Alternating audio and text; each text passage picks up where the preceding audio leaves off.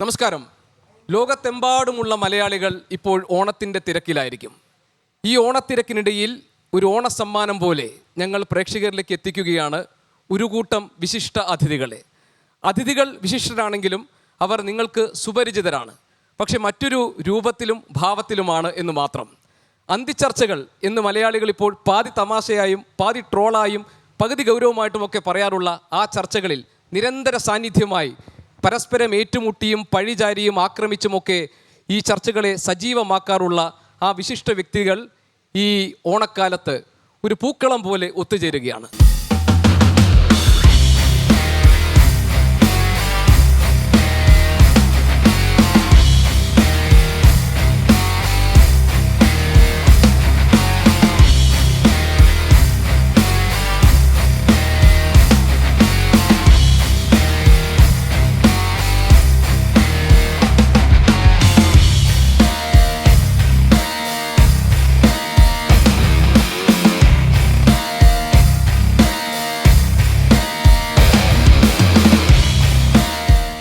അതാണ് ആദ്യമേ പറഞ്ഞത്. പഴയ രൂപത്തിൽ പഴയ ഭാവത്തിലല്ല, പുതിയ രൂപത്തിലും പുതിയ ഭാവത്തിലും. ഞാനും ഹാഷ്മി താജ് ഇബ്രാഹിമും ഇവിടെ നിൽക്കുമ്പോൾ ഇത് എനിക്ക് ഹാഷ്മിയോട് ഒരു കാര്യം ചോദിച്ചുകൊണ്ട് തുടങ്ങാൻ തോന്നുന്നു. ഹാഷ്മി, പലപ്പോഴും നമ്മൾ നേരിടുന്ന ഒരു ചോദ്യം, എന്നേക്കാൾ കൂടുതൽ ഹാഷ്മി ആയിരിക്കും നേരിട്ടുണ്ടാവും. ഇവർ നമ്മളോട് പിണങ്ങുമോ, പിന്നെ കണ്ടാൽ മിണ്ടുമോ, ഇവര് ഇറങ്ങിപ്പോയി കഴിഞ്ഞാൽ പിന്നെ ഫോൺ വിളിച്ചാൽ എടുക്കുമോ, അങ്ങനത്തെ അനുഭവങ്ങൾ ഉണ്ടായിട്ടില്ലേ? എല്ലാവരും ചോദിക്കാറുണ്ട്. എന്ന് പറഞ്ഞാൽ ഇത്ര വലിയ തർക്കത്തിന് ശേഷം ഇങ്ങനെ പിന്നെ പിണങ്ങിയിരിക്കാറുണ്ടോ? ഇല്ലെന്ന് പറഞ്ഞാൽ വിശ്വാസം വരത്തില്ല. അപ്പോൾ നിങ്ങൾ അവർ കണ്ടു കഴിഞ്ഞാൽ ഭയങ്കര ദേഷ്യമല്ലേ? ഇത് സത്യമായിട്ടും ഇതാണ് അവസ്ഥ. അപ്പോൾ നമ്മൾ പറയാം അങ്ങനൊന്നും പറയാറുണ്ട്. അപ്പോൾ ഒന്നുകൂടെ വിശാലം അങ്ങനൊന്നും ഇല്ല എന്ന് ഉറപ്പിക്കാൻ പോയി അതിനകത്തോട്.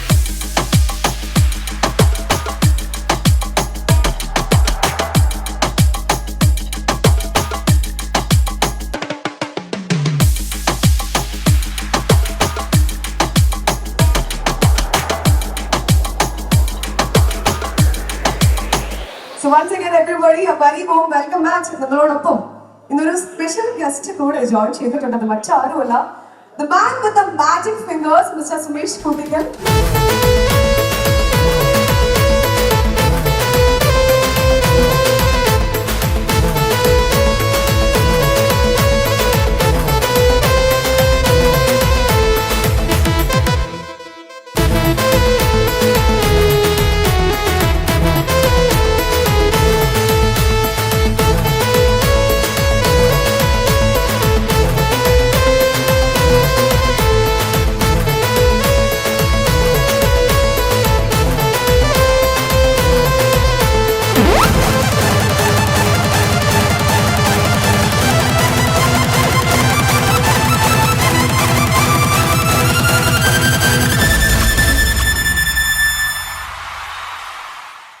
സാധാരണ നിങ്ങൾ ടെലിവിഷൻ സ്ക്രീനിൽ കാണുന്നത് ഈ അതിഥികൾ ഓരോരോ ഇടങ്ങളിൽ നിന്ന് അവരൊരു ബോക്സിലാണ് പ്രേക്ഷകർ കാണാറുള്ളത്. ഇന്ന് ഞങ്ങളൊരു കപ്പൽ യാത്രയിൽ ഒത്തുകൂടിയിരിക്കുകയാണ്. എന്ന് പറഞ്ഞാൽ ഇവിടുന്ന് പിണങ്ങി ആർക്കും ഇറങ്ങിപ്പോകാൻ പറ്റത്തില്ല, ഒരാൾക്ക് നടുക്കടല്ല. അപ്പോൾ നിയോ ക്രൂസ് ആൻഡ് ടൂർസ് അവരുടെ ക്ലാസിക് ഇംപീരിയൽ എന്ന് പറയുന്ന ക്രൂയിസ് കപ്പലിലാണ് ഞങ്ങളുള്ളത്. ഒരു കടൽ യാത്രയിൽ ഞങ്ങളെല്ലാവരും ഒരു നർമ്മസല്ലാപവുമായി ഒത്തുകൂടിയാണ്. എല്ലാവരും ഞങ്ങളോടൊപ്പമുണ്ട്. പ്രേക്ഷകർക്ക് ഒരു ഓണ സമ്മാനമായി ഇതാ നിങ്ങളുടെ മുന്നിലേക്ക് ഞങ്ങൾ എത്തിക്കുന്നു. ഇത് വേറെ ലെവൽ.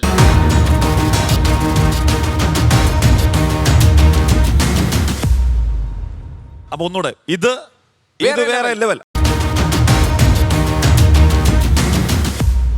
ആഷ്മിയുടെ ഇൻട്രോ ഇല്ലേ?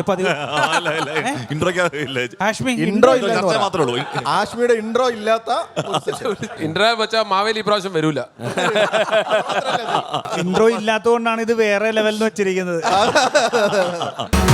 ഇന്നത്തെ നമ്മുടെ അതിഥികൾ Shri A Rahim MP, Shri Jyothikumar Chamakkala, advocate B Gopalakrishnan, Shri CR Neelakandan, Shrimati Chintha Jerome, Shrimati Deepthi Mary Varghese, Shrimati Fathima Thahiliya, Shrimati Najma Thabsheera, Shri V Vaseef, Shri PR Sivasankar, Shri Sandeep Warrier, Shri N Sreekumar, Shri Raju P Nair, Shri Reji Lukose, Shri Shafi Chaliyam, Shri Rahul Easwar, Shri N Lalkumar, Shri Rijil Makkutty, Shri PK Navas, Shri Yuvaraj Gokul, doctor Jinto John.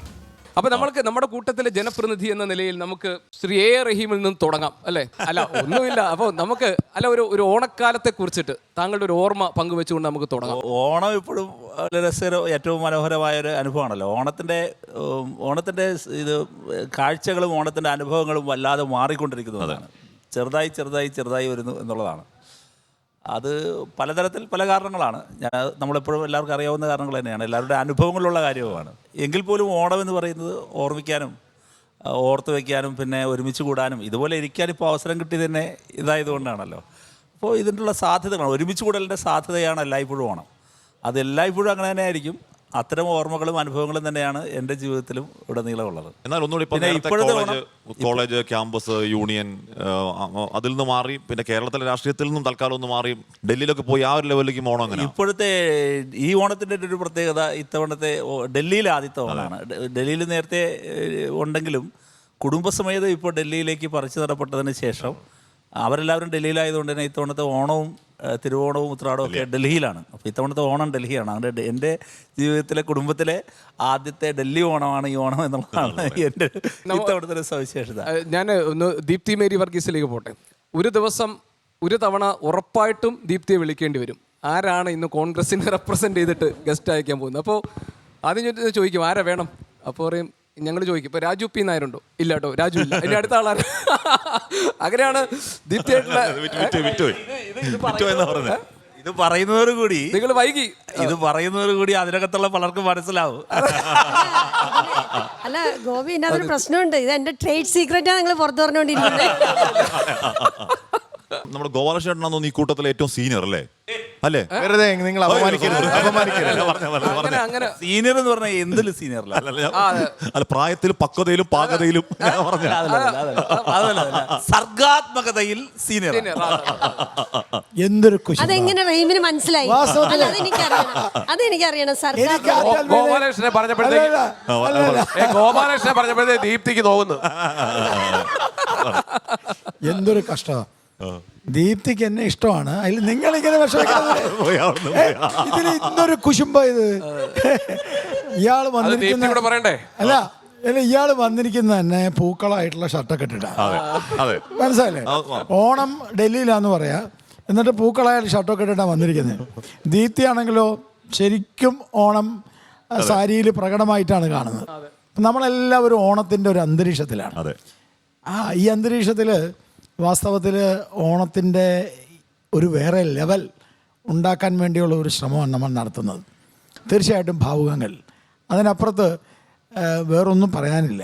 നല്ല അർത്ഥത്തിൽ എല്ലാവർക്കും കുറച്ചു നേരം മനസ്സുകൊണ്ട് സന്തോഷിക്കുന്ന ഒരു അന്തരീക്ഷവും ഒരു മണിക്കൂർ ഉണ്ടാക്കിയ 24 ചാനലിന് അഭിവാദ്യങ്ങൾ. Thank you. അപ്പൊ ദീപ്തി പറഞ്ഞു തുടങ്ങിയില്ല. നമ്മള് ചർച്ച പോലെ തന്നെ ദീപ്തിയെ പറയാൻ സമ്മതിച്ചില്ല. വെറുതെയാണ്, ഈ പക്വതയൊക്കെ വെറുതെയാണ്. 5 മിനിറ്റ് കഴിയുമ്പോൾ ഇങ്ങനെ ഇവിടെ അലമ്പുണ്ടാക്കും. അത് നമുക്ക് കാണണം. അല്ല ദീപ്തിയോട് ഞാൻ ചോദിച്ചത് വന്നപ്പോ പോലെ പറയാണ് പുള്ളിക്കാരൻ എക്സ്ട്രാ മേക്കപ്പ് ഇട്ടിട്ടുണ്ട്. ഞാൻ പറയാം ഉടനെ ശേഷാക്രേട്ട പറയാ, നീ നോക്കിക്കോ കുറച്ച് കഴിയുമ്പോ ഇങ്ങേരി സീന് മൊത്തം കൊണ്ടുപോകും. പക്ഷേ ടോട്ടൽ സീൻ ആകെ BJP-ക്കാർക്ക് 2-3 മിനിറ്റ് ആക്കി 2.5 മിനിറ്റ് അങ്ങേരെ കൊണ്ടുപോകും. പക്ഷെ ആശു ഇന്ന് വേറെ ഒരു സൗകര്യം ഉണ്ട്. ഇന്ന് മോനെ പറഞ്ഞയച്ചിട്ടുണ്ട് ചേച്ചി വീട്ടിൽ നിന്ന്. അതുകൊണ്ട് ഒരു നിരീക്ഷകനുള്ളത് കൊണ്ട് അല്പൊരാശ്വാസം ഉണ്ടാവും. അല്പൊരാശ്വാസം ഉണ്ടാവും. ദീപ്തി ആരും പറയാൻ സമ്മതിച്ചില്ല ഇതുവരെ. ഇപ്പൊ ദീപ്തി എപ്പോഴും നിങ്ങൾ സ്ത്രീകളെ നിങ്ങൾ ചർച്ചയ്ക്ക് വിളിക്കില്ല, അഥവാ വിളിച്ചാലും നിങ്ങൾ സമയം കൊടുക്കില്ല. ഇത് പറയാം. അപ്പൊ അത് തന്നെ ഇവിടെ ഇപ്പൊ സംഭവിച്ചുകൊണ്ടിരിക്കുന്നത്. ആ ദീപ്തി പറയാൻ വേണ്ടിട്ട് അതല്ല ഞാൻ ചോദിച്ചതേ. ഈ ഓണത്തെ കുറിച്ചിട്ടുള്ള ഒരു ഓർമ്മ പങ്കുവെച്ചുകൊണ്ട് നമുക്ക് തുടങ്ങാം അല്ലേ? എല്ലാവരും നമ്മൾ അങ്ങനെയാണല്ലോ, ഒരു മനസ്സിൽ തങ്ങി നിൽക്കുന്ന ഒരു രാഷ്ട്രീയ പ്രവർത്തക എന്ന നിലയിലോ അല്ലെങ്കിൽ കുടുംബിനി എന്ന നിലയിലോ എങ്ങനെയും ഓണം എന്ന് പറയുമ്പോൾ ഓരോ ഓണവും എനിക്ക് വ്യത്യസ്തമായിട്ടാണ് തോന്നിയിട്ടുള്ളത്. ഇപ്പം ഹാഷ്മി കുറച്ച് മുമ്പ് ചോദിച്ചു വിദ്യാർത്ഥി കാലഘട്ടത്തിൽ, റെയ്മിനോട് ചോദിച്ചു വിദ്യാർത്ഥി കാലഘട്ടത്തിലുള്ള നമ്മുടെ ഓണവും, പിന്നീട് കുടുംബമായി കഴിയുമ്പോൾ ഉള്ള ഓണവും, പിന്നീട് രാഷ്ട്രീയ പ്രവർത്തനങ്ങളുടെ ഇടയിലുള്ള ഓണവും, ഇപ്പം നിങ്ങളോടൊപ്പം ഉള്ള ഓണവും, ഇതെല്ലാം വ്യത്യസ്തമാണ്. ഓണം പലപ്പോഴും പല ആളുകളും പറയാറുണ്ട് ഓണം കുറഞ്ഞു പോയി, ഇല്ലാതായി എന്നൊക്കെ. പക്ഷേ എനിക്ക് തോന്നുന്നത് വ്യത്യസ്തമായ സാഹചര്യങ്ങളിൽ നമ്മളുടെ ഒരു സാഹചര്യം മാറുന്നതിനനുസരിച്ച് ഓണത്തിൻ്റെ ആഘോഷത്തിൻ്റെ രീതിയും മാറിയിട്ടുണ്ട്. നമുക്കെപ്പോഴും നൊസ്റ്റാൾജിയ ഉണ്ടാവും, പഴയ ഓണം, നമ്മുടെ കുട്ടിക്കാലത്തെ ഓണം എന്നൊക്കെയുള്ള നൊസ്റ്റാൾജിയ ആയിരിക്കും. പക്ഷേ ഇന്നത്തെ കുട്ടികൾക്ക് ഇന്നത്തെ ഓണാഘോഷം പ്രധാനമാണ്. പക്ഷേ അതൊരു രീതി വ്യത്യസ്തമാണെന്നേ ഞാൻ വിചാരിക്കുന്നുള്ളൂ. പക്ഷേ മലയാളികൾക്കെന്നും ഈ പറയുന്നത് പോലെ എല്ലാ രാഷ്ട്രീയത്തിനതീതമായി ജാതിക്കതീതമായി ഒക്കെ കേരളത്തിന് ഒരു പ്രത്യേകതയുണ്ട്. മറ്റെല്ലാ സംസ്ഥാനങ്ങളിലും, എനിക്ക് തോന്നുന്നു മറ്റെല്ലാ സംസ്ഥാനങ്ങളിലും ഒക്കെ ആഘോഷങ്ങളുണ്ടെങ്കിലും കേരളത്തിലെ ഓണത്തിന് ഒരു ഒരുമയുടെ ഒരു വലിയ ഭംഗി, സൗന്ദര്യമുണ്ട് എന്നാണ് ഞാൻ ഇപ്പോഴും വിശ്വസിക്കുന്നത്. ഞാൻ സന്ദീപ് വാര്യരിലേക്ക് ഒന്ന് വിട്ടെ. സന്ദീപ് വാര്യർ, സാധാരണ താങ്കൾ ചർച്ചയിൽ വരുമ്പോൾ ഒരു ആക്രമണോത്സുകത പ്രകടിപ്പിക്കാറുണ്ട്. അപ്പോൾ അത് ശരിക്കും താങ്കളുടെ ഒരു സ്വഭാവത്തിൻ്റെ ഭാഗമാണോ അതോ ഒരല്പം ഇതൊരു സ്ട്രാറ്റജിയാണോ? സന്ദീപിന്റെ ആദ്യത്തെ കോൺഗ്രസ് ഓണാണെന്ന് തോന്നുന്നല്ലേ? അല്ലേ? ഞാൻ പിന്നെ രാഷ്ട്രീയം അല്ല, കോൺഗ്രസ് ഒന്ന് ആദ്യം ഓണം അങ്ങനെ ഉണ്ട്. അങ്ങനെയല്ലേ? ആദ്യം ഓണം പറയുന്ന പോലെ അല്ല, അത് പറയണല്ലേ, കോൺഗ്രസ് ഓണാണ് ആദ്യത്തെ കോൺഗ്രസ് അല്ലേ? അല്ല, സന്ദീപിന് മാത്രമല്ല, സരിന് പ്രാവശ്യം ആദ്യത്തോണോ?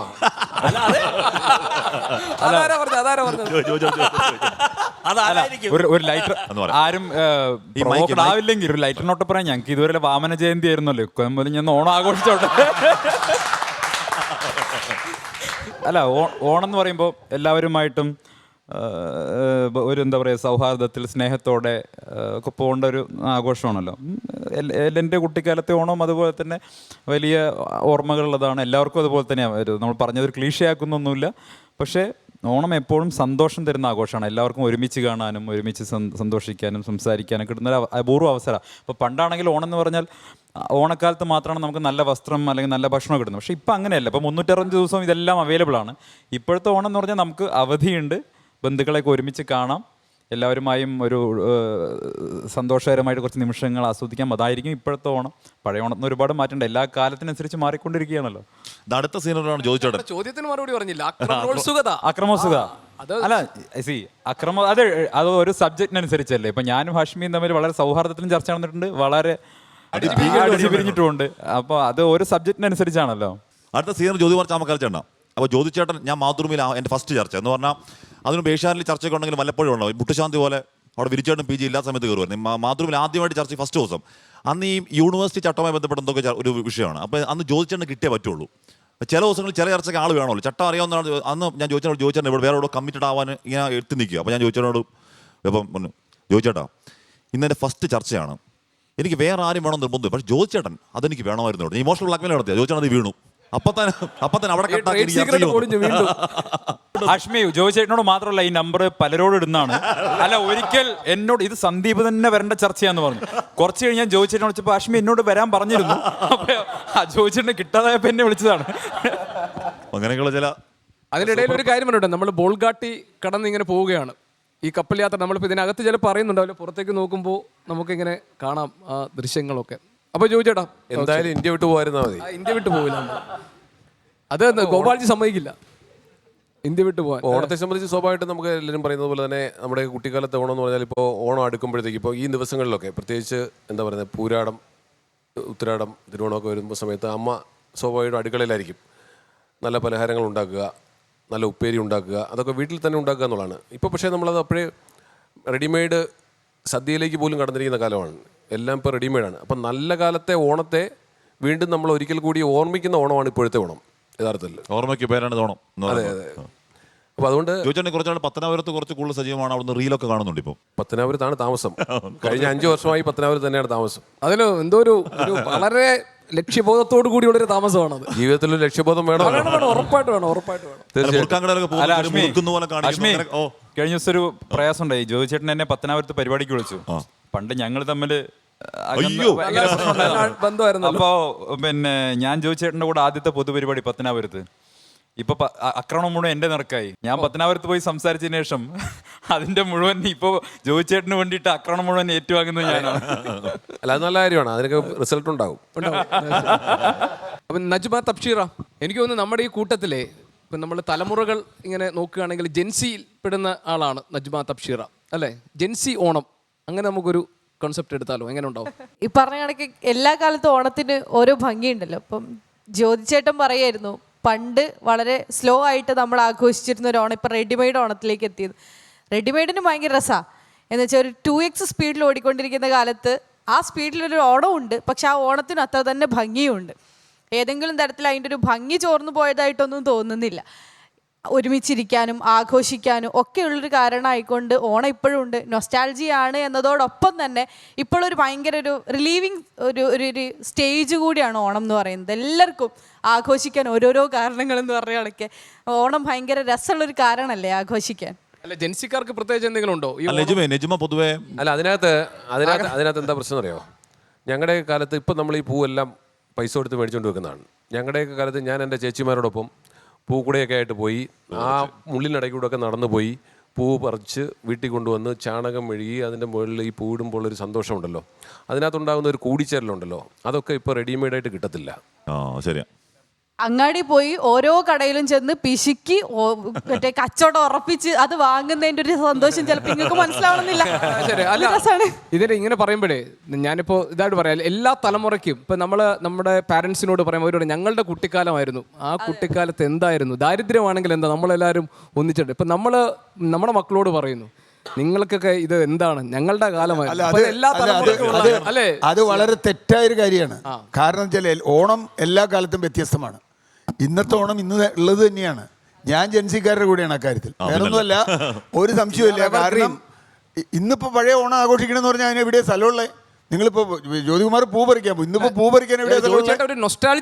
അല്ല, നൊസ്റ്റാൾജിയ ശരി. ഞാൻ പറയുന്നത് ഇന്നിപ്പോ നമ്മൾ പൂ പറിക്കണമെന്നോ അല്ലെങ്കിൽ ഓണക്ക ഇടണമെന്നോ ഓണപ്പാട്ട് പാടണമെന്നൊക്കെ പറഞ്ഞാൽ നമുക്ക് കാസറ്റോ അല്ലെങ്കിൽ CD ഇതൊക്കെ വെച്ചേ കേൾക്കാൻ പറ്റുള്ളൂ, അല്ലെങ്കിൽ ഇത് യൂട്യൂബിലേ കേൾക്കാൻ പറ്റുള്ളൂ, അല്ലാണ്ട് എന്ത് കേൾക്കാനാണ്? അപ്പോൾ പ്രശ്നം പഴയതൊക്കെ എന്തോ ഗംഭീരമായിരുന്നു എന്ന് വിശ്വസിക്കുന്ന ഒരാളല്ല. എൻ്റെ ചെറുപ്പത്തിലുള്ള ഓണം വളരെ അത്ര ഈ പറഞ്ഞ മാതിരി സ്വപ്നതുല്യമായൊരു ഓണമൊന്നും ആയിരുന്നില്ല. കൃത്യമായും ഓണത്തിന് ഉള്ള ഡിവൈഡ് ഉണ്ടായിരുന്നു. ഇന്ന് ഓണത്തിന് ഡിവൈഡ് ഇല്ല എന്നതാണ് ഞാൻ കാണുന്ന ഒരു കാര്യം. ഇന്ന് എല്ലാവർക്കും ഓണമുണ്ട് എന്നുള്ളതാണ്. മുമ്പ് അങ്ങനെയല്ല, എല്ലാവർക്കും ഓണമില്ല. നമ്മളത് ഒരു ഓണത്തിനെ വലിയ മഹത്വവൽക്കരിച്ചിട്ടൊന്നും ഒരു കാര്യമില്ല. ഓണമില്ല. ആ ഓണം ഇപ്പോൾ നമ്മുടെ പഴയ കവിതകളൊക്കെ എടുത്താൽ എവിടെയാണ് ഓണമുള്ളത്? ഓണം ഇപ്പോൾ കുഞ്ഞിരാമൻ നായരുടെ ഓണമല്ല വൈലോപ്പിള്ളിയുടെ ഓണം, അതല്ല ആശാൻ്റെ ഓണം. കുമാരനാശാനൊന്നും ഓണത്തെക്കുറിച്ച് എഴുതിയിട്ടേ ഇല്ല. എന്താ എഴുതാൻ പറ്റാത്തത്? കുമാരനാശാൻ എഴുതാൻ പറ്റില്ല ഓണത്തെക്കുറിച്ച്, കാരണം അദ്ദേഹത്തിന് അങ്ങനെ ഒരു ഓണമില്ല. ഇന്ന് ഒരു മാർക്കറ്റഡ് ഓണമാണ്. ഇന്ന് ഓണം ഇപ്പം നിങ്ങളടക്കം മാർക്കറ്റ് ചെയ്യുകയാണ്. ഓണം കമ്പോളമാണ്, ഓണം എല്ലാമാണ്, ന്യൂജനാണ് ഓണം, മറ്റേ യൂട്യൂബാണ് ഓണം, ഇതൊക്കെ ശരിയാണ്. പക്ഷേ അങ്ങനെ അല്ലാണ്ട് എങ്ങനെ ചെയ്യാൻ പറ്റും? നമ്മളിപ്പോൾ നൊസ്റ്റാൾജി പറഞ്ഞിട്ടൊരു കാര്യമില്ല. ഞാൻ ആ നൊസ്റ്റാൾജിയുടെ ആളല്ല. നൊസ്റ്റാൾജിയ എന്ന് പറയുന്നത് വളരെ അപകടം പിടിച്ചൊരു സാധനമാണ്. വളരെ വളരെ പക്ഷേ സിയാർ അത് ഉണ്ടാവും നമുക്ക്. നമ്മൾ മനുഷ്യരല്ലേ, വി ആർ ഹ്യൂമൻ ബീയിങ്സ്. സിയാറേ, പഴയതൊക്കെ മോശം എന്ന് പറഞ്ഞില്ല, പുതിയതൊക്കെ നല്ല, അതൊന്നല്ല, നല്ലത് തന്നെ.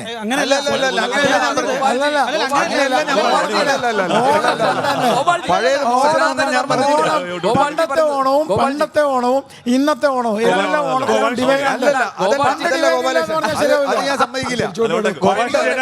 ഓണം സാർവത്രികമായിരുന്നില്ല.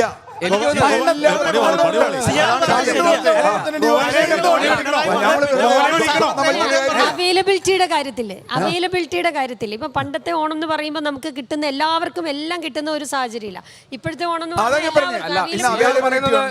സത്യമാണ്. നരേന്ദ്രമോദി കേരളത്തിന്റെ ഒരു സാമൂഹിക യാഥാർത്ഥ്യത്തെ അല്ലല്ല, അതൊരു ഡെമോക്രറ്റൈസേഷൻ എന്നാ ഞാൻ പറയാം. ഒരു ഗോപാൽജി പറഞ്ഞതേ സനാതന ധർമ്മത്തെ കുറിച്ചാ, അതാ പറഞ്ഞതിന്റെ ഗുണമെന്ന് വെച്ചാൽ പോസിറ്റീവ് ഞാൻ കാണുന്നത് വെച്ചാൽ മലയാളികളുടെ ജീവിത നിലവാരം ഉയർന്നു. അതാണ് ആ പറഞ്ഞത്. സാമൂഹ്യ മാറ്റം പക്ഷേ അതൊക്കെ അപ്പൊ അവിടെയാണ് നമ്മളതിനെ നൊസ്റ്റാൾജിയ ആയിട്ട് കാണണ്ടെന്ന് ഞാൻ പറഞ്ഞു. ഇപ്പോൾ പ്രേക്ഷകർ അറിയേണ്ട ഒരു കാര്യം, അതായത് ഞങ്ങൾ ചർച്ച നടത്തുമ്പോൾ ഞങ്ങൾ എല്ലാ രാഷ്ട്രീയ പാർട്ടികളെയും പ്രതിനിധികളെ വിളിക്കും. അത് കഴിഞ്ഞിട്ട് ഞങ്ങൾ പറയും ഇനി നമുക്കൊരു നിരീക്ഷകനെ കൂടി വേണം, അതാരെ വിളിക്കും എന്ന് ചർച്ച ആലോചിക്കുമ്പോഴാണ് രണ്ട് പ്രധാന പേരുകൾ ഞങ്ങൾ, ഒന്ന് CR നീലകണ്ഠൻ, ഒന്ന് റെജി ലൂക്കോസ്. റെജി ലൂക്കോസിനെ പറ്റിയിട്ട് ഞങ്ങളുടെ പ്രൊഡ്യൂസർ റെഡി ലൂക്കോസ്, അതായത് അതല്ല റെഡി ലൂക്കോസ് എന്നാ പറയുന്നത്. റെഡി ലൂക്കോസ് എന്തിനു വിളിച്ചാലും CR അതുപോലെ CR-നെ വിളിച്ചിട്ട് CR ഏത് സബ്ജക്ട് പറഞ്ഞാലും റെഡിയാണ്. അതെങ്ങനെയാ CR? അത് എന്തായാലും ഒരു ഗിമ്മിക്ക് ഉണ്ടല്ലോ, ആ ഒരു ഏത് വിഷയം വിളിച്ചാലും റെഡി. അതെങ്ങനെയാ സംഭവിക്കുന്നത്? പഠിക്കണ്ടേ? അത് നമ്മൾ അപ്ഡേറ്റഡ് ആണ്, എല്ലാ വിഷയവും നമ്മൾ അപ്ഡേറ്റഡ് ആണ്. കാരണം എനിക്ക് എൻ്റെ നോട്ടിൽ എല്ലാ വിഷയവും ഉണ്ട്. നിങ്ങൾ ഇന്റർനാഷണൽ വിളിച്ചാലും പക്ഷേ നാഷണൽ ഞങ്ങളുടെ വിളിച്ചാലും പ്രശ്നം എന്താ അറിയോ, നിരീക്ഷകൻ എന്ന് വിളിച്ചാലും CPM വിരുദ്ധൻ ആൾക്കാർ അല്ല, അതെന്താണെന്നറിയോ, അത് നമ്മുടെ നാട്ടിൽ എല്ലാവരും അവനവന്റെ രാഷ്ട്രീയം അതിനെതിരുള്ള രാഷ്ട്രീയമായിട്ടാണ് കാര്യങ്ങൾ കാണുന്നത്. അങ്ങനെ അങ്ങനല്ല ആശ്മി, നിരീക്ഷകൻ എന്നുള്ളതിനപ്പുറത്ത് ഞങ്ങളെ നിരീക്ഷിക്കാനല്ലേ വിളിക്കുന്നത്. അപ്പൊ സ്വാഭാവികമായിട്ട് അപ്ഡേറ്റഡ് ആയിരിക്കും. പുതിയ ജനറേഷൻ വേണ്ടി അഭിപ്രായം സിആർ ബ്രെയിനിൽ തന്നെ ചാറ്റ് GPT ഉള്ള ആളാണ്. അതുകൊണ്ട് ഏത് വിഷയത്തെ കുറിച്ച് ആധികാരിയായിട്ട് പറയാൻ പറ്റും. റേച്ചേട്ടനുണ്ട്, റേച്ചേട്ടൻ റെഡി ലൂക്കോസ്. അതെ റേച്ചേട്ടനെ പറ്റി ഒരു കാര്യം പറഞ്ഞാലേ ഒന്നും തോന്നരുത്. അതായത് റേച്ചേട്ടനെ വിളിച്ചു കഴിഞ്ഞു, വിളിച്ചിട്ട് കുറെ കഴിഞ്ഞ് ചർച്ച തുടങ്ങുന്നതിന് മുമ്പ് വിളിച്ച് എന്താ വിഷയം, ഞാൻ റെഡിയാണ്,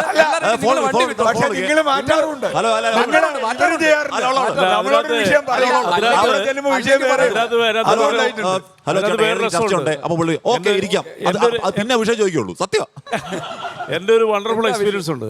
ചാനലിൻ്റെ പേര് ഞാൻ പറയത്തില്ല. അന്ന് കോട്ടയത്ത് സ്റ്റുഡിയോ ഇല്ല, അപ്പോൾ എറണാകുളത്ത് വരും. എറണാകുളത്ത് നിന്ന് ചർച്ചയ്ക്ക് വന്നപ്പം ഞാൻ ഈ സബ്ജക്റ്റ് ചോദിച്ചില്ല. സ്റ്റുഡിയോയിൽ വന്നിരുന്നു ആ കൃത്യസമയത്ത് അവരുടെ TV ഓഫായി പോയി. എനിക്ക് ഓഡിയോ മാത്രമേ ഉള്ളൂ. ചർച്ച അങ്ങ് തുടങ്ങി. ഈ ക്യാമറാമാൻ വെളിയിലേക്കും പോയി. എനിക്ക് സബ്ജക്റ്റ് അറിയത്തില്ല വളരെ. ഞാൻ എന്ത് പറഞ്ഞു. അപ്പം ലാസ്റ്റ് എന്നോട് മൂന്നാമത്തെ ആളായിട്ട് എന്നോട് ചോദിക്കുക, ആ ചോദ്യത്തിൻ്റെ അവസാന ഭാഗത്ത് ഒരു ചെറിയ സിംറ്റം കിട്ടി. ഞാൻ അതേ വെച്ച് കയറി പിടിച്ചു. അതെല്ലാം നമുക്ക് ചെയ്യാൻ പറ്റത്തില്ല. പിന്നെ ഈ ഓണത്തെക്കുറിച്ച് എനിക്കൊരു വാചകം പറയാനുണ്ട്. കേരളം ഒട്ടുക്കും സംയുക്തമായിട്ട് ഓണം ആഘോഷിക്കാൻ തുടങ്ങിയിട്ട് 20 വർഷമേ ഉള്ളൂ. പണ്ട് മധ്യ തിരുവിതാംകൂറിൽ മാത്രമേ ഉണ്ടായിരുന്നുള്ളൂ. തൃശ്ശൂർ പോലെ തെക്കോട്ടായിരുന്നു യഥാർത്ഥത്തിൽ ഓണം ആഘോഷിച്ചുകൊണ്ടിരുന്നത്. മലബാറിലേക്ക് വിഷു, കാരണം ഇത് രണ്ടും അനുഭവിച്ചിട്ടുള്ളതാണ് ഞാൻ. മലബാറിലെ ഓണത്തിൻ്റെ പ്രത്യേകത അവിടെ നോൺ വെജിറ്റേറിയനാണ് ഫേവറേറ്റായിട്ട്. വെജിറ്റേറിയൻ മാത്രം കഴിക്കുന്ന ആളുകളും ഓണത്തിൻ്റെ അന്ന് നോൺ കഴിക്കും. എയ്തർ ചിക്കൻ ഓർ ഫിഷ്, ഇത് രണ്ടും ഉണ്ടാവും. ഇന്നും മലബാറിൽ അത് തുടർന്നുകൊണ്ടിരിക്കുക. അതുകൊണ്ട് നമുക്ക് കേരളത്തിൽ ഒരു സംയുക്ത ഓണം എന്ന് പറയുന്നത് ഒരു കാര്യം പറയട്ടെ. ഇപ്പൊ തെക്കോട്ട് വർഷാരംഭം ഏതാ? മേടം, ഇടവം, മിഥുനം, കർക്കിടം, അങ്ങനെയല്ലേ? അല്ല ഇവിടെ ചിങ്ങം കന്നി. അവിടെ അതായത് മലബാർ വടക്കോട്ട് മേടം, ഇടവം, മിഥുനം, കർക്കിടം, അങ്ങനെ. കന്നി ആദ്യത്തെ മാസമായിട്ടുള്ള സ്ഥലങ്ങളുണ്ട്. കന്നി ഒന്നാണ്. അതും മുമ്പുണ്ടായിരുന്നു. കേരളത്തിലുണ്ടോ? അത് പിന്നെ നമ്മളെ മലബാറിൽ അങ്ങനെ ഉണ്ടായിരുന്നു. അത് കഴിഞ്ഞ് അത് ഒന്നിച്ചാക്കിയതാ. മേടമല്ല, ശരിക്കും ചിങ്ങമാണല്ലോ. പുതുവർഷം ചിങ്ങമാണ്. ഹോട്ടൽ മുതലാളി റിജിൽ മോക്കറ്റി ഹോട്ടൽ മുതലാളി കൂടാ ഇത്തവണ കൈകൊള്ളുന്ന ഓണാണ്. 400 രൂപക്ക് അധികം വെളിച്ചെണ്ണയുടെ വില. അപ്പോ എങ്ങനെയാണ് മലയാളികൾ ഓണം ആഘോഷിക്കുക? അതെ, തേങ്ങയുള്ളവർ രക്ഷപ്പെട്ട്. എല്ലാവരും തേങ്ങയില്ലല്ലോ കേരളത്തില്. അപ്പൊ നമ്മൾ ഈ ഹോട്ടലിൽ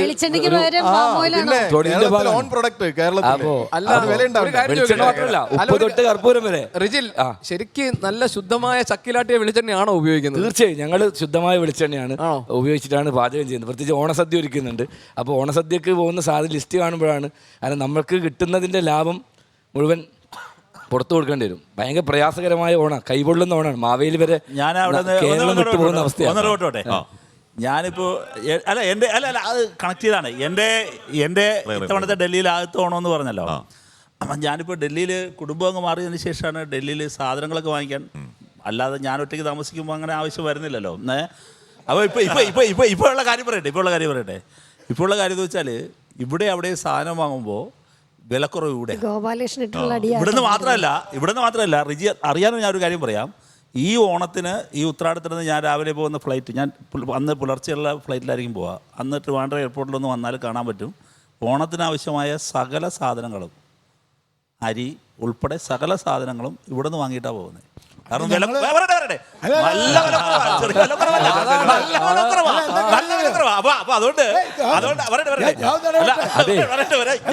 എല്ലാവർക്കും ഡൽഹിയിൽ പോയി ഓണം ഉണ്ടാൻ പറ്റില്ല. റിജില് നല്ല ബിസിനസ്സുകാരനാണ്. നന്നായിട്ട് ഞാൻ അതിൽ റിജിലിനെ അഭിനന്ദിക്കുന്ന ഒരാളാണ്. ഞാൻ ഒരിക്കൽ പേഴ്സണലി സംസാരിച്ചു ആ കാര്യം. രണ്ടാമതൊരു കാര്യം, റിജിൽ നന്നായിട്ട് ശരീരം നോക്കുന്ന ആളാണ്. റിജിൽ നന്നായിട്ട് ഇതിന്റെ ഇടയിൽ കൂടെ രാഷ്ട്രീയം പറയാൻ പറ്റുന്ന ആളാണ്. ഇതെല്ലാം മനസ്സിലാക്കാൻ പറ്റുന്ന ഒരുപാട് ബന്ധപ്പെട്ട് ഞാൻ അവിടെ പിന്നെ ഒരു മാസം അവിടെ ഉണ്ടായിരുന്നു. അപ്പം ഞാൻ രാവിലെ ജിമ്മിന് പോകും. അപ്പം ഞാൻ ഒരു ദിവസം ജിമ്മ് കളിക്കുമ്പോൾ ഒരാളിങ്ങനെ കയറി വരുന്നു. കയറി വരാം റെയിം. അപ്പോൾ അവനല്ല, ഞാൻ അപ്പോൾ ഞങ്ങൾ ഒന്നിച്ച് ജിം. അപ്പോൾ ഞാനും ഇതൊക്കെ തുടങ്ങിട്ടോ, അതുകൊണ്ട് എനിക്ക് മാറ്റമില്ലെന്ന് ചോദിച്ചു. അത് അപ്പോൾ ജിമ്മിൽ പോയോ എന്ന് ചോദിക്കൂ അമൃത. അപ്പൊ പോയി അവിടെ നന്നായി നന്നായി അവിടെ വർക്കൗട്ട് ചെയ്യാറുണ്ടായിരുന്നു. ജസ്റ്റ് പോയിന്ന് പറയാൻ വേണ്ടി ജിമ്മിൽ പോയോ എന്ന് രാവിലെ വിളിച്ച് ചോദിക്കും. ആ ജിമ്മിൽ പോയി. അവിടെ വസീഫെ ഒരു കാര്യം പറയട്ടെ, ഒരു 3 കാര്യം 30 സെക്കൻഡ് നമുക്ക് കൊടുത്താലോ? ഒരു 3 കാര്യം 30 സെക്കൻഡ് കൊടുത്താലോ നമുക്ക്? രാഹുലിന്റെ കൈ കണ്ടപ്പോഴാണ് ഗാന്ധിയുടെ ഫോട്ടോ. ഗാന്ധിയെയും അതുപോലെ ഗോൾവൽക്കറെയും ഒരുപോലെ സ്നേഹിക്കുന്ന ഒരാളെ. ഞാൻ എല്ലാവർക്കും യോജിപ്പുള്ള 3 കാര്യങ്ങൾ 30 സെക്കൻഡ് പറയാം. ശരി.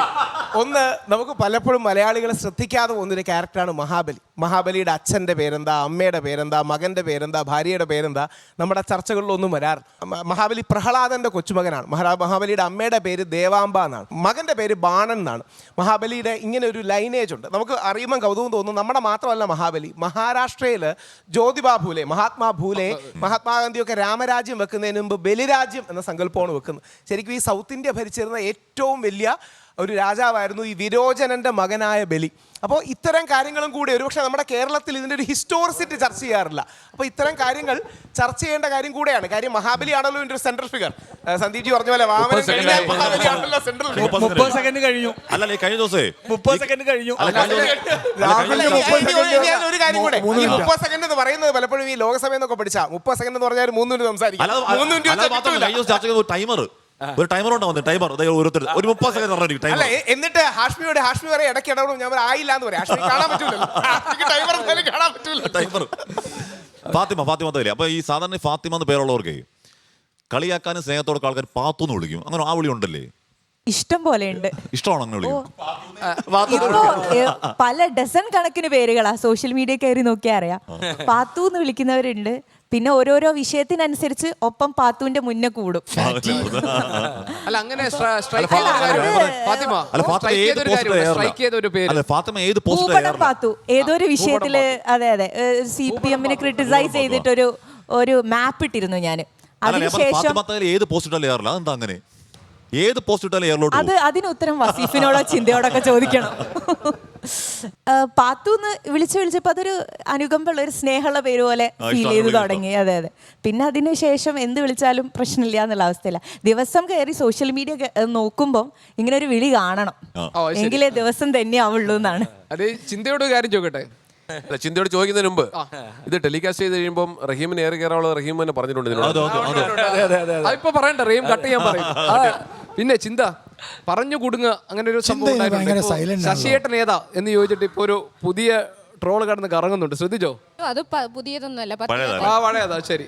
അല്ല, അത് ഒരു പ്രസംഗത്തിൽ ഉദാഹരണമായിട്ടൊരു പേര് ഉപയോഗിച്ചതാ. അത് പിന്നെ ട്രോളന്മാർക്ക് എന്തെങ്കിലുമൊക്കെ വേണ്ടേ, അത് ഇടയ്ക്കിടയ്ക്ക് നമ്മൾ കൊടുക്കുന്നതാ. അങ്ങനെ ബോധപൂർവം കൊടുക്കുന്നതാണോ? അതെ ബോധപൂർവം കൊടുക്കുന്നതാ. ചിന്തയുടെ ഓണം ചിന്തകൾ എന്തൊക്കെയാ? ഓണം എല്ലാരും പറഞ്ഞതുപോലെ നമുക്ക് എല്ലാവർക്കും ഓർമ്മയാണ്, ഓർമ്മയുടെ മധുരമാണ് എപ്പോഴും ഓണം എന്നുള്ളത്. അതിപ്പോൾ എന്നെ സംബന്ധിച്ച് വ്യക്തിപരമായി എൻ്റെ കമലിനെ കുറിച്ച് പറയണേ. ഓണമാകുമ്പം പ്രത്യേകമായി നമ്മുടെ നാട്ടിലെ കുട്ടികളെല്ലാം ജിമിക്കിയും കമ്മലും ഒക്കെ ഇട്ട് കണ്ട് പോകുമ്പോൾ ജ്യോതിചേട്ടൻ പറഞ്ഞ ഓർമ്മകൾ, ജിമിക്കി കമ്മലിൻ്റെയും പഴയ പ്രസംഗത്തിൻ്റെയും ട്രോളിൻ്റെയും ഓർമ്മകളും വരും. പല ഓർമ്മകൾ കൂടി ചേർന്നതാണ്. ഓണം വ്യക്തിപരമായി എന്നെ സംബന്ധിച്ച് എൻ്റെ പപ്പയുടെ പിറന്നാൾ തിരുവോണ ദിവസമാണ്. അപ്പോൾ പപ്പയുടെ അമ്മച്ചി എപ്പോഴും പറയും, തിരുവോണത്തിന് ഞാൻ വേദന അനുഭവിച്ചാണ് ഇവനെ പ്രസവിച്ചത്, അന്ന് സഹിച്ച വേദന വളരെ വലുതാണെന്നൊക്കെ ഇങ്ങനെ അമ്മുമ്മ, പപ്പായുടെ അമ്മ പറയും. അപ്പം അതെൻ്റെ അച്ഛൻ്റെ ഒരു പിറന്നാൾ എന്നുള്ള തലത്തിൽ ഓണം എനിക്ക് വ്യക്തിപരമായി കുറച്ച് കൂടുതൽ സ്പെഷ്യലാണ്, മറ്റാഘോഷങ്ങൾ പോലെ തന്നെ. പിന്നെ മലയാളികളുടെ ഒരു ഒത്തുചേരലിൻ്റെതാണല്ലോ ഓണം. സ്കൂളിൽ പഠിക്കുമ്പോഴായാലും കോളേജിലായാലും ഇപ്പോഴായാലും എല്ലാം. അപ്പം ഞങ്ങൾ പാർട്ടി ഓഫീസിലെല്ലാം എല്ലാവരും ഒരുമിച്ചിരുന്ന് ഓണസദ്യ കഴിക്കുക, ഒരുമിച്ച് കൂടുക, അതൊക്കെയാണ് ഈ സമയത്തെ ഓണത്തിൻ്റെ ഒരു പ്രത്യേകതയായിട്ട് തോന്നുന്നത്. എനിക്ക് റഹീം സാഹിബിനെ ചിന്തയും വർഷങ്ങൾ പരിചയമാണ്. 2003 മുതലുള്ള കാരോട്ടം ക്യാമ്പസ് മുതലുള്ള അന്ന് സംഘടനാ പരിചയമാണ്, സംഘടനാ പ്രവർത്തനം. അപ്പോൾ ചിന്തയ്ക്ക് അന്ന് നമ്മുടെ കാരോട്ടം ക്യാമ്പസ് ഒരു ഒരു ഫിലിം ഫെസ്റ്റിവൽ ഉൾക്കാണ്. ഞാൻ യൂണിവേഴ്സിറ്റി യൂണിയൻ ചെയർപേഴ്സൺ ആയിരിക്കുമ്പം ഹാഷ്മി കേരള സർവകലാശാല ക്യാമ്പസിലെ യൂണിയൻ ചെയർമാനാണ്. അതിപ്പോ പറയാൻ കാരണം ഞാൻ ശ്രീമാർ സാർ നോക്കുമ്പോൾ ശ്രീമാർ സാർ ഒരു യഥാർത്ഥ നിരീക്ഷകനെ പോലെ മുഴുവൻ കാര്യങ്ങളും ഇങ്ങനെ നിരീക്ഷിച്ചുകൊണ്ടിരിക്കുകയാണ്. പക്ഷെ എത്ര നിരീക്ഷിക്കാൻ കൊണ്ടുവന്നാലും എതിരാളികൾ പറയും കോൺഗ്രസിന് വേണ്ടിയുള്ള നിരീക്ഷണമല്ലേ നടത്തുന്നത്. ഈ ഒരു ആക്ഷേപം ഇങ്ങനെ കേൾക്കുന്നുണ്ടല്ലോ, അത് ശ്രീകുമാർ സാറിനെ അലോസരപ്പെടുത്താറുണ്ടോ, അസ്വസ്ഥതപ്പെടുത്താറുണ്ടോ, അതോ സന്തോഷിപ്പിക്കാറുണ്ടോ? അല്ല, അത് ഇന്നലെ വരെ ഉണ്ടായിരുന്നത് നാളെ തൊട്ടുണ്ടാവില്ല. കാരണം അത് അടുത്തായിരിക്കുന്നത്. അപ്പോൾ എന്താ അറിയോ, അപ്പം നാളെ ആലോചിക്കും, ഓ എൻ്റെ തൊട്ടപ്പുറത്തിരുന്നാണല്ലോ ശ്രീകുമാരൻ ചേട്ടൻ, അപ്പോൾ ഇനിയിപ്പോൾ പറയുന്നത് ശരിയല്ല എന്ന് തോന്നിക്കുമല്ലോ. അല്ല, ഇത്രയും ഞങ്ങൾ കണ്ടിരുന്നില്ല. പക്ഷേ ലാലാണെങ്കിൽ ശ്രീകുമാരൻ ചേട്ടൻ എന്ന് പറഞ്ഞിട്ട് അത് വെറുതെ കേട്ടോ, ഒന്നും പ്രതീക്ഷിക്കണ്ട. ഞാൻ ഇവിടെ വന്നപ്പോൾ ഞാൻ വസീഫിനോട് പറഞ്ഞേ, ചർച്ചയിൽ വസീഫ് വരുന്നത് എനിക്ക് ഇഷ്ടം എന്ന് പറഞ്ഞു. അല്ല, വസീഫ് എന്താ DYFIക്കാർ എന്താ അറിയോ, അത് എരിവും പുളിയൊക്കെ ഉണ്ടാവും നേരെ. അപ്പോൾ എന്നെ എനിക്ക് ഏറ്റവും പ്രശ്നം എന്താ അറിയോ, മാധ്യമപ്രവർത്തകൻ എന്ന് എഴുതി കാണിച്ചാൽ ഇവർ സമ്മതിക്കില്ല. എന്താ വെച്ചാൽ ഇവർ മാധ്യമപ്രവർത്തകൻ കോൺഗ്രസ് ആകാൻ പാടില്ലെന്നൊരു ചിന്ത പോലെ. അതായത് ഞാൻ 42 വർഷം പത്രപ്രവർത്തനം നടത്തിയാണ്, പല പത്രങ്ങളിലുണ്ട്. വീക്ഷണം ഒരവസാന ഘട്ടത്തിൽ വന്നതാണ്. അപ്പോൾ ഈ മാധ്യമപ്രവർത്തകർ എഴുതുമ്പോൾ ഇവർ സമ്മതിക്കില്ല. ഒരിക്കൽ വസീഫ് വലിയ ബഹളം ഉണ്ടാക്കിയിട്ടുണ്ട് മാതൃഭൂമിയിൽ. അപ്പോൾ പക്ഷേ ഞാനത് ആസ്വദിക്കും കേട്ടോ. എന്താ അറിയോ, ഇവിടെ രാഷ്ട്രീയം അതാണ്. ആ രാഷ്ട്രീയം ഈ ചർച്ചയിൽ വരുമ്പോഴാണ് എനിക്കും ഒരു ഉഷാറുണ്ടാവുള്ളൂ. പക്ഷെ ഞാൻ ഒരു പക്വത കാണിക്കും. ശ്രീകുമാർ ഷാർപ്പാണ് എന്ന് പറഞ്ഞാൽ ശ്രീകുമാർ സാറും ആനത്തലോട്ടോ ആനന്ദനും പ്രൊവോക്ഡ് ആവുകയില്ല, എന്നാൽ ഷാർപ്പായിട്ട് പറയുകയും ചെയ്യും കാര്യങ്ങൾ. ഞാനൊരു പക്ഷമുള്ള പത്രപ്രവർത്തനം എന്ന് പറഞ്ഞിട്ട് ഞാൻ ചർച്ചയിൽ പങ്കെടുക്കാറുള്ളൂ. അപ്പോൾ അതിൻ്റെ ഒരു ഗുണം എനിക്കുണ്ട്. പക്ഷേ ദോഷം എന്താണെന്ന് വെച്ചാൽ എൻ്റെ ഐഡൻറ്റിറ്റി എന്ന് പറയുന്നത് ഈ പത്രപ്രവർത്തകനാണ്. കാരണം ഞാൻ തൊഴിലായി സ്വീകരിച്ചതാണ്, അതിൻ്റെ യൂണിയൻ്റെ ഭാരവാഹിക്കുകയായിരുന്നു. പക്ഷേ ഈ മാധ്യമപ്രവർത്തനം എഴുതി കാണിക്കുമ്പം എനിക്ക് തോന്നുന്നത് എൻ്റെ എതിർ സുഹൃത്തുക്കൾക്ക് ഒരു വിഷമം വരുന്നത്, മാധ്യമപ്രവർത്തകർ പറയുമ്പോൾ ചിലപ്പോൾ അത് കോൺഗ്രസിന് അനുകൂലമായാൽ ഈ ജനങ്ങൾ മാധ്യമപ്രവർത്തകരും കോൺഗ്രസിൻ്റെ ഒപ്പമാണോ എന്ന് ചിന്തിക്കുന്നൊരു ധാരണയുണ്ട്. അങ്ങനെയൊന്നും ഇല്ല കേട്ടോ വസീഫ്. അല്ല ശ്രീകുമാർ സാർ, നമ്മളെ ഇപ്പോൾ കോൺഗ്രസിൻ്റെ വീക്ഷണത്തിൽ എൻ ശ്രീകുമാറിനെ വിളിക്കാം എന്ന് നമ്മൾ തീരുമാനിക്കുമ്പോൾ സാറ് ചർച്ചയ്ക്ക് വരുമ്പോൾ സാറിൻ്റെ വീക്ഷണത്തിൽ കോൺഗ്രസ്സാ? എനിക്കൊരു പക്ഷമുണ്ട്. ഞാൻ നിഷ്പക്ഷം എന്നുള്ള രീതിയിൽ എനിക്ക് പോകാൻ പറ്റില്ല. കാരണം ആ പക്ഷം ഞാൻ കളയില്ല. കാരണം എന്താ അറിയോ, എൻ്റെ വിദ്യാർത്ഥികാലം തൊട്ട് എന്നെ രൂപപ്പെടുത്തിയൊരു വിദ്യാർത്ഥി സംഘടന KSU ആണ്. അപ്പോൾ ആ രീതിയിൽ ആ KSU എന്നെ രൂപപ്പെടുത്തി എനിക്ക് തോന്നൽ എപ്പോഴും ഉണ്ട്. KSU ആണ് കേട്ടോ. അതിന് ശേഷം പിന്നെ അതിൻ്റെ ഒപ്പം ഇങ്ങനെ വളർന്ന് വന്നപ്പം ആ രീതിയിൽ കാണുകയാണ്. അപ്പോൾ അതുകൊണ്ട് എനിക്ക് ഏറ്റവും അസ്വസ്ഥതയല്ല, എനിക്കൊരു ചില സമയത്ത് തോന്നും, എന്താണ് മാധ്യമപ്രവർത്തകൻ അല്ലെങ്കിൽ പത്രപ്രവർത്തകൻ എന്നൊക്കെ പറഞ്ഞാൽ ഇവർക്ക് അംഗീകരിക്കാൻ ഒരു മടി എന്നൊരു തോന്നൽ വരും. നേരെ മറിച്ച് ചില സമയത്ത് ഞാൻ കോൺഗ്രസിൻ്റെ കാര്യങ്ങളും ഞാൻ ചിലപ്പോൾ വിമർശിക്കാറുണ്ട്. ഞാൻ ഇടയ്ക്ക് ദീപ്തിയെ വിളിക്കും കേട്ടോ, ചില കാര്യങ്ങൾക്കൊക്കെ സംശയം ചോദിക്കും. കാരണം വെച്ചാൽ കോൺഗ്രസ്സുകാർ ചില ചാനലിൽ പോയി പറയുന്നത് ഞാനും തമ്മിൽ ഒരു വൈരുദ്ധ്യം പാടില്ല. അപ്പോൾ അല്ല പറഞ്ഞ പക്ഷമുണ്ടെന്ന് പറഞ്ഞല്ലോ, പക്ഷത്തിന് വേണ്ടിയാണ് പറയുന്നത്. എനിക്കൊന്ന് കട്ട് ചെയ്യാനൊരു ചേച്ചി രണ്ടുപേരെയാണ് ചർച്ചയ്ക്ക് വിടുന്നത്. കോൺഗ്രസിന്റെ പ്രതിനിധിയെ നിരീക്ഷകനെയും ചർച്ചയ്ക്ക് വിടുന്നത് ദീപ്തി ചേച്ചിയാണ്. അതില്ല കേട്ടോ,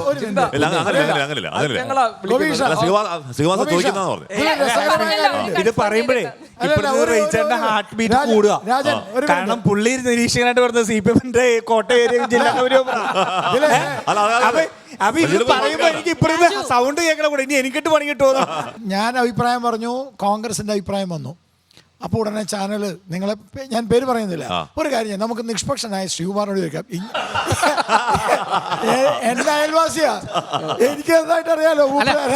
ഗോപാലന്റെ ഞാൻ പ്രത്യേക കാര്യം പറഞ്ഞു. ഗോപാലകൃഷ്ണൻ ഞാൻ കേരളമ്മ പ്രീഡിഗ്രിക്ക് പഠിക്കുന്ന സമയത്ത് KSU പ്രവർത്തനമായിരുന്നു. അപ്പോൾ കേരളമ്മ കോളേജിന് പുറത്ത് നിന്നിട്ട് ABPക്ക് മുദ്രാവാക്യം വിളിക്കുന്നത്. അന്ന് സ്കൂളിലാണ് ട്രൗസർ ഇട്ടിട്ടാണ് വരുന്നത്. അപ്പോൾ അന്ന് തൊട്ട് ആ ഗോപാലന്റെ ഒരു ഇതുണ്ടല്ലോ, ആ ഒരു പ്രതിബദ്ധത നന്നായിട്ടില്ല. അത് ഇതുവരെ മാറിയില്ല. അല്ല, ഈ ട്രൗസർ ഇട്ട ആ ഒരു ബുദ്ധി എന്നൊന്നും ഞാൻ പറയില്ല കേട്ടോ, വളർന്നിട്ടുണ്ട്. പിന്നെ വേറെ കാര്യം, എന്തായാലും നമ്മൾ ഓണമാണല്ലോ. അപ്പം ഞാനിപ്പോൾ ഇത്രയും പേരെ ഒന്നിച്ച് കാണുമ്പോഴേ എനിക്ക് തോന്നുന്നൊരു കാര്യം എന്താ വെച്ചാൽ, നമ്മുടെ ഈ പൂക്കളത്തിലെ നിറങ്ങൾ പോലെ ഇവിടെ ഇരിക്കുന്ന എല്ലാവർക്കും വ്യത്യസ്ത നിറങ്ങളാണ്. ഒരാൾ പോലും നിറമില്ലാത്തവരില്ല. അപ്പോൾ ആ നിറങ്ങളുടെ നമ്മൾ ഇരിക്കുന്ന ഒരു റാ പോലാണെങ്കിലും അതൊരു റൗണ്ടിലേക്ക് ഉള്ളതിൻ്റെ ആറാണ് എന്ന് ഞാൻ വിശ്വസിക്കുന്നു. അപ്പോൾ ആ ഒരു പൂക്കളത്തിൻ്റെ ഒരു സൗരഭ്യം എന്ന് പറയാൻ പറ്റില്ല, ഒരു നിറം നമുക്കിടയിലുണ്ട്. നമുക്ക് നിറം കെട്ടു പോകാതെ നമ്മൾ നോക്കുക. ഗോപികൃഷ്ണ, ചർച്ച കഴിഞ്ഞ് നമ്മൾ നേരിടുന്ന ഒരു 3-4 ചോദ്യങ്ങളിലൊന്ന് ഭീകരമാണ്. എന്നോട് എവിടെ ഇപ്പോൾ യാത്ര ചെയ്താലും, ഇന്ത്യയിലും വിദേശത്ത് യാത്ര ചെയ്താലും എന്നോട് ആദ്യം ചോദിക്കുന്നത് ഈ BJPയിലെ ഗോപാലകൃഷ്ണനോട് എങ്ങനെയാണ് അഡ്ജസ്റ്റ് ചെയ്ത് പോകുന്നത്? എന്ന് പറയും. അതൊക്കെ ഞങ്ങൾക്ക് അറിയാം. നിങ്ങളുടെ സൗഹൃദ കൂട്ടൊക്കെ ഞങ്ങൾക്ക് അറിയാം. രസകരം. അപ്പം ഞാൻ അവരോടെല്ലാം പറയും, നിങ്ങളൊരു മാന്യന്മാരെ ഒരു 10 മലയാളി എടുത്ത് വെച്ചാൽ അതിലൊരു 10-ൽ ഒരാൾ ഈ മനുഷ്യനായിരിക്കും. പാവം മനുഷ്യനാന്ന് തോന്നുന്നു.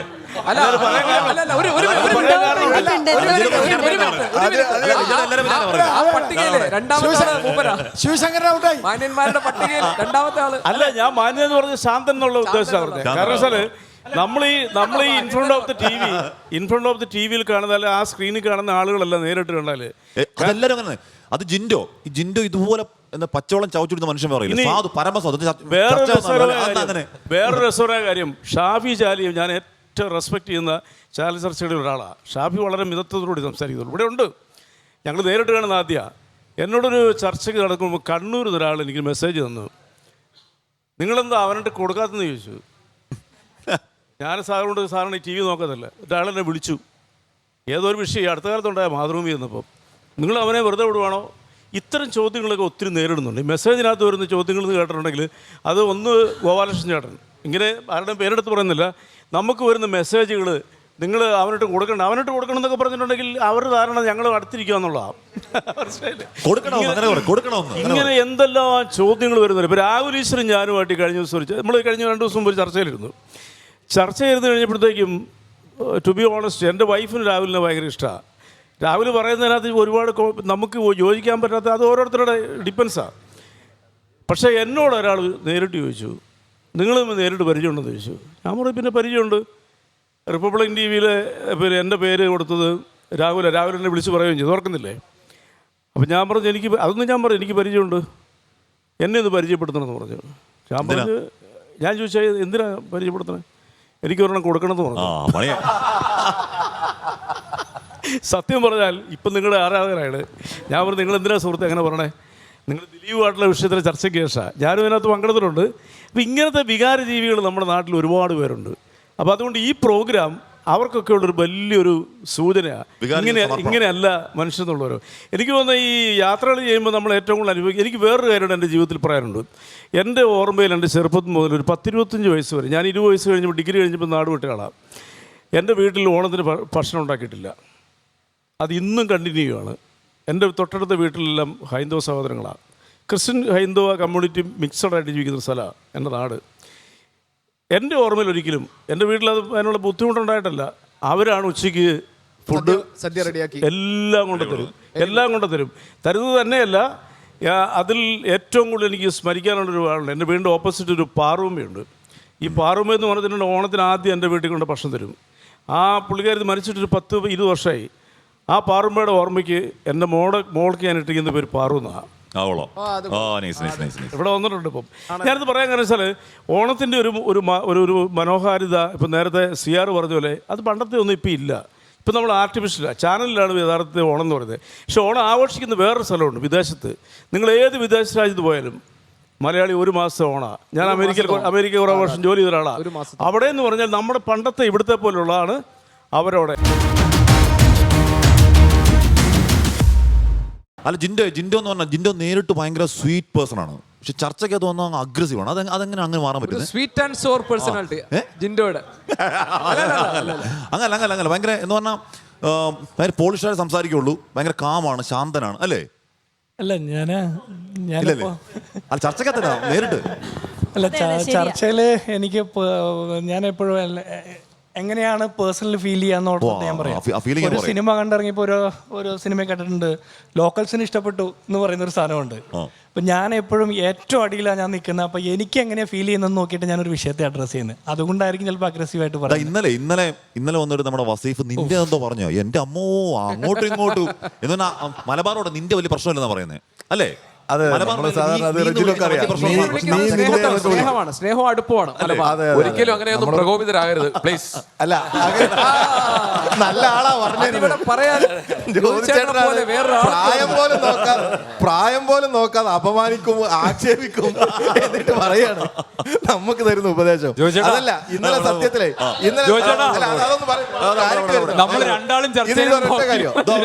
ഇതൊരൊറ്റ കാര്യം. ഇത് കഴിഞ്ഞ ദിവസത്തെ ചർച്ചയിൽ ആഷ്മിയാണ്. പൊതുവെ ആഷ്മിയുടെ ചർച്ചയ്ക്ക് പോകാൻ തന്നെ ഒരു മടിയാണ്. കാരണം ഞങ്ങൾ ആളുകളൊക്കെ വിളിച്ചിട്ട് ഇങ്ങനെ പറയും, വെറുതെ ഇങ്ങനെ ഈ ബഹളം വെക്കുന്നത്, നമ്മളെ ഒട്ടും സംസാരിക്കാൻ സമ്മതിക്കില്ല. അപ്പൊ അതൊക്കെ ശരി, പക്ഷെ ഇയാള് പണ്ട് അതുകൊണ്ട് നമ്മളും അതുകൊണ്ട് ഇങ്ങനെ കടന്ന് പറഞ്ഞു പോവല്ലോ.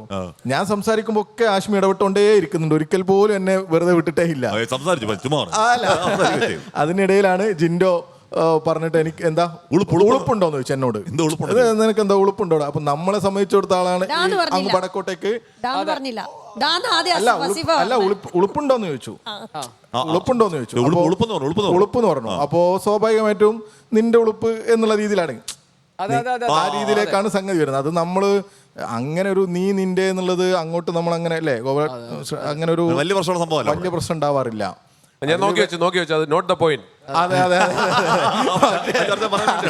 പക്ഷേ പിന്നെ അതില് ഭയങ്കരമായിട്ട് പിന്നെ ജിൻഡോ അങ്ങ് പ്രകോപിതനാവുകയാണ്.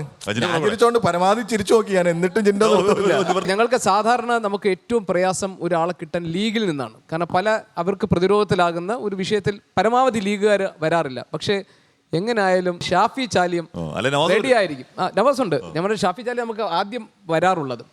അപ്പോൾ പക്ഷെ എനിക്ക് പുള്ളിയോട് ചോദിക്കാനുള്ളതൊന്നുമല്ല, സാധാരണ വെള്ളയും ഇട്ടിട്ടാണ് വരാറുള്ളത്. ഇന്ന് ഒരു പച്ച ഷർട്ടും അതിലൊരു പൂക്കളവും കസവും ഒക്കെ ആയിട്ട് ആകെ ഒരു ഓണത്തിൻ്റെ മുഴുവൻ സ്പിരിറ്റും ഉണ്ട് വേഷത്തിൽ. നമ്മുടെ വിദ്യാർത്ഥി ജീവിതകാലത്ത് ഈ ഓണവും ക്രിസ്മസും വലിയ സന്തോഷമുള്ള സാധനം.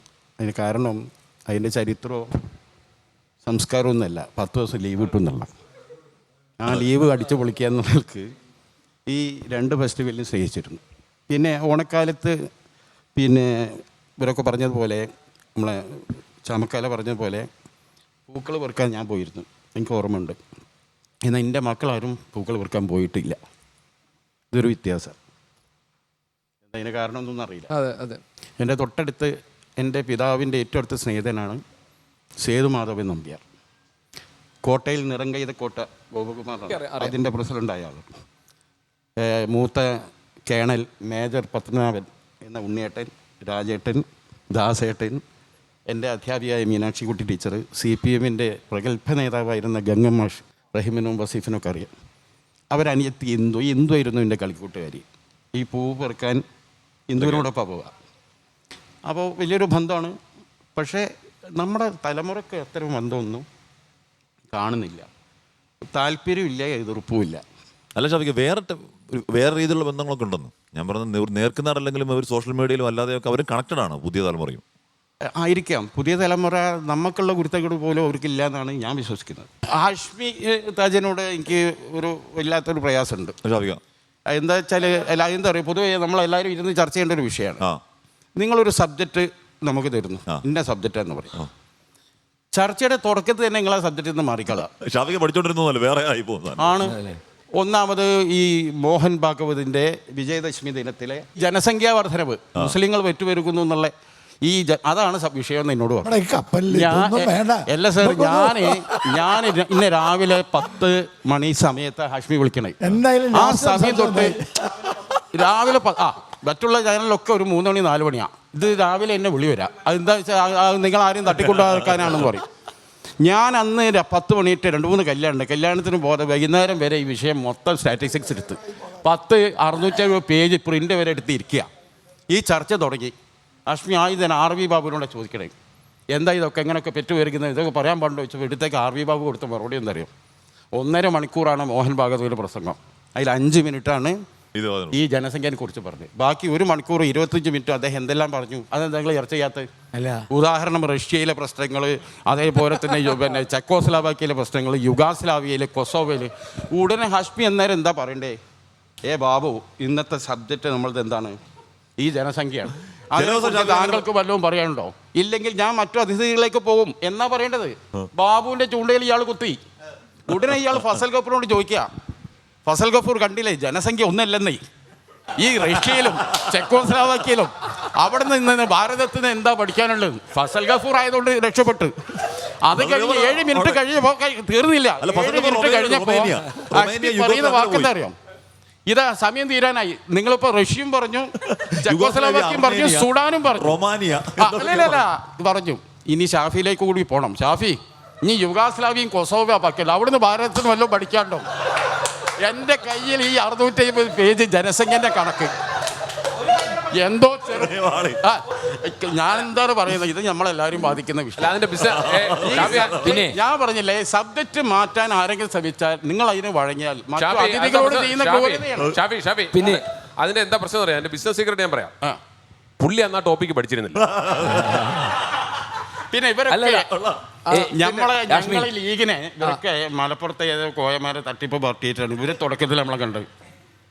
ഇവർക്ക് നമ്മളെ പാർട്ടിയുടെ വാല്യൂസും കാര്യങ്ങളൊന്നും സത്യം പറയാൻ അറിയില്ല. നിങ്ങളെ ഞാൻ മനസ്സിലാക്കിയ ഒരു കാര്യം അത് സമീപകാലത്തായി നമ്മളുമായുള്ള സഹവർത്തിത്വം കൊണ്ടും നമ്മൾ ഒരുപാട് നമ്മളതായ കുറേ ചരിത്രത്തിലെ പിന്നെ സമൂഹത്തിന് വേണ്ടി ഞങ്ങൾ ചെയ്ത സേവനങ്ങളൊക്കെ ഇടയ്ക്കിടയ്ക്ക് പറഞ്ഞുകൊണ്ട് ഇപ്പൊ നമ്മളെ കുറച്ച്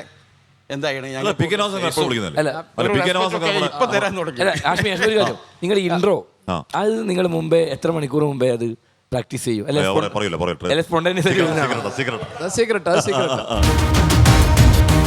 ചില സമയത്ത് ആഷ്മിക്ക് നമ്മളെ ഒന്ന് റിഡിക്യൂൾ ചെയ്യണം, അണ്ടർമൈൻ ചെയ്യുന്ന ആഷ്മിക്ക് ഒരു നമ്മൾ സംസാരിച്ചിട്ടുണ്ടെങ്കിൽ ആഷ്മിക്ക് ഒരു മോളലുണ്ട്, ഒരു മോളലുണ്ട്.